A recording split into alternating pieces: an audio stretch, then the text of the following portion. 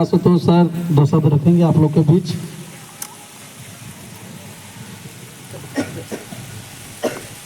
धन्यवाद। अभी हमारे वार्डन सर ने बहुत अच्छी और प्रैक्टिकल बातें कही, वो हमें जीवन में उतारना चाहिए। देखिए, जब कोई बड़े बोलते हैं तो वो अपने अनुभव से बोलते हैं, वो किताब में पढ़ी हुई बातें नहीं, और अनुभव से बोली गई चीज़ें जो हैं वो जीवन में काम आती हैं। सबसे पहले तो 79th इंडिपेंडेंस डे की आप सभी को ढेर सारी प्यार भरी हार्दिक शुभकामनाएं। देश आजाद हो गया।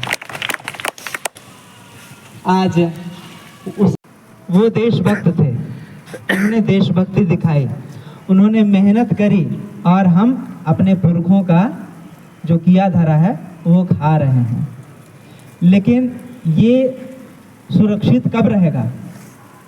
जैसे मान लीजिए एक टेबल है, किसी ने बना करके आपको दे दी, तो उस टेबल को धोना, साफ रखना तो आपका जिम्मा है।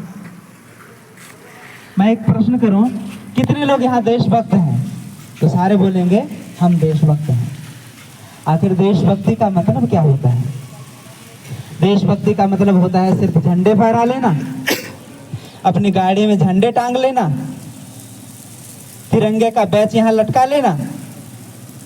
तिरंगा फहराना, तिरंगा लटका लेना, तिरंगे का बैच लगाना, ये अच्छी बात है, ये देशभक्ति की निशानी है। लेकिन तिरंगा सिर्फ एक कोई कागज का टुकड़ा या कपड़े का टुकड़ा नहीं है, वो एक विचार है। तिरंगे में 3 से 4 रंग हैं। मतलब हमारे जीवन में भी इस तरह की चीजें हैं। मतलब वो हमारी सामाजिक संस्कृति, जिसको हम लोग बोलते हैं कंपोजिट कल्चर, को प्रदर्शित करता है।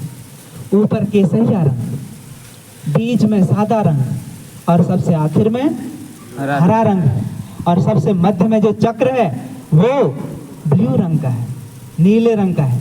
मतलब 3-4 रंग हैं इसमें। हमारे देश में भी संस्कृति कैसी है? कंपोजिट है। हिंदू है, मुस्लिम है, सिख है, ईसाई है, जैन है, बौद्ध है, सब लोग मिलजुल करके रहते हैं। तो तिरंगा झंडा हमें जो बताना चाहता है, क्या हम अपने जीवन में उस विचार को अपनाते हैं? यदि हाँ, तो आप देशभक्त हैं। देशभक्त सिर्फ वो नहीं है जो कि हमारे देश की सीमाओं पर मरते हुए कुर्बान, ढेर बलिदान हो जाते हैं, वो अपनी देशभक्ति निभा रहे हैं। आप अपनी देशभक्ति कैसे निभाएंगे? ठीक है, तो देशभक्ति का मतलब होता है देश के प्रति प्रेम। यदि आप गंदगी फैला रहे हैं, क्या ये देश से प्रेम करना हुआ? नहीं सर, नहीं। गुलामी, अभी सर ने बात करी, 2 तरह की होती है। एक गुलामी वैयक्तिक गुलामी, जो आपके जीवन से रिलेटेड है। दूसरी गुलामी वो है सार्वजनिक गुलामी।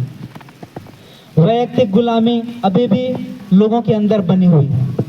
क्या आप नशे के आदी हैं? सर ने कहा हाँ, तो आप गुलाम हैं, उस नशा का गुलाम है। क्या आप अशिक्षित हैं? हाँ सर, अशिक्षित, पढ़ना लिखना नहीं आता है, नहीं पढ़े लिखे, तो आप गुलाम हैं। क्या आप बेरोजगार हैं? तो ये गुलामी है। क्या प्रदूषण है देश में? ये सार्वजनिक गुलामी। हाँ, सब हम लोगों ने मिलकर के गंदा किया है। तो देशभक्ति असली तभी होगी जब हम हर चीज से प्रेम करें। मैंने कहा ना कि भारत देश से प्रेम करने का मतलब भारत देश सिर्फ एक भूखंड नहीं है, मतलब ये एक जमीन का टुकड़ा सिर्फ नहीं है।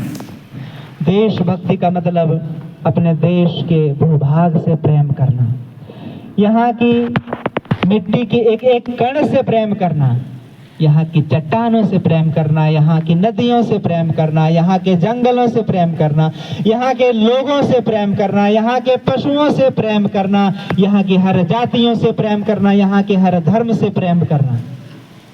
क्या आपके अंदर इस तरह प्रेम करने का गुण है? यदि आप इस जमीन से प्रेम करते हैं तो आप इसको गंदा नहीं करेंगे। यदि आप इस जमीन से प्रेम करते हैं तो आप इसको लूटेंगे नहीं। यदि आप यहाँ के लोगों से प्रेम करते हैं तो आप उसका शोषण नहीं करेंगे। यदि आप यहाँ की जनता से प्रेम करते हैं तो आप भ्रष्टाचार नहीं करेंगे। यदि आप अपने कार्य से प्रेम करते हैं तो आप उसमें धोखाधड़ी नहीं करेंगे।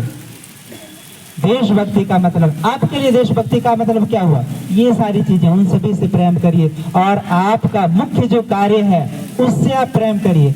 आपका मुख्य कार्य है पढ़ाई करना।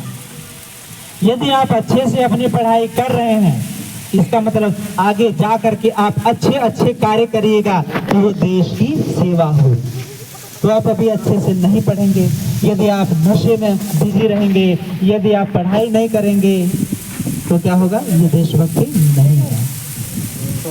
यदि किन्हीं को उल्टी आए, ठीक है, किन्हीं का चक्कर आए तो कृपया वो बैठ जाएं। काफी समय हो गया, धूप हो रही है ना? तो यही मैं 2 शब्द बोल करके अपनी वाणी को विराम देता हूँ। जय हिंद, जय भारत, जय झारखंड। चलिए एक बार जोरदार नारा लगवाइए।